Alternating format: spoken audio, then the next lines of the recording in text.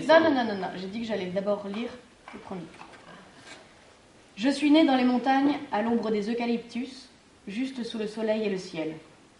Tout petit, je croyais qu'en grandissant, je pourrais seulement, en tendant le bras, chasser les nuages de pluie qui attristent le cœur des gens. Ma mère, qui était une adulte et qui devait savoir que les choses ne se font pas aussi facilement, se plaisait à me laisser croire que, grand, je serais tout-puissant. Pourtant, elle avait toutes les raisons de croire que je ne ferais jamais rien de bien dans la vie. Je suis né plusieurs semaines en avance, si petit et si poilu qu'on lui a dit qu'elle avait accouché d'un cochon d'Inde et qu'elle avait dû faire une faute très grave pour qu'un malheur aussi grand arrive. Le curé a refusé de sonner les cloches qui saluent les naissances dans mon village.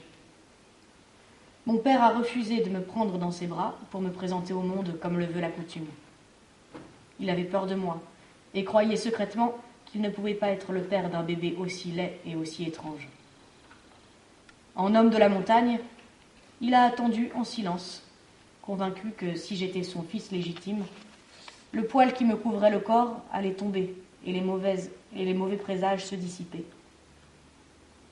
J'étais à peine plus gros qu'une petite patate et j'avais eu la mauvaise idée de naître au cœur de l'hiver, le plus froid qu'on ait connu de mémoire d'homme.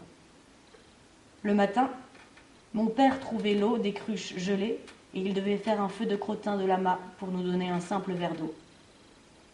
La montagne est habile à geler jusqu'à l'âme, mais elle ne connaissait pas toutes les ressources de ma mère, qui avait juré que jamais un de ses fils ne mourrait avant elle. Elle s'est battue avec la mort jusqu'au printemps. Elle me massait, me pétrissait comme elle avait appris à le faire pour le pain, me tenait serré contre son cœur, me réchauffait avec son haleine.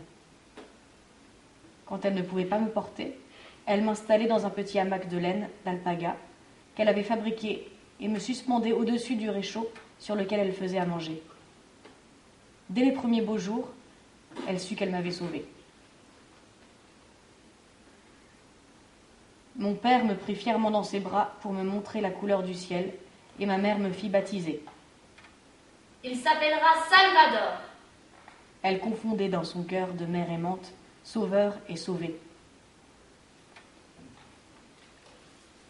Benedicta, c'était son nom. Se levait toujours la première avant l'aube. Elle se faufilait, discrète et légère comme l'hirondelle entre les lits, entre les montagnes de linge sale qui nous gardaient au chaud. Je devinais son sourire, ce sourire qui ne la quittait jamais, à travers mes paupières lourdes de sommeil.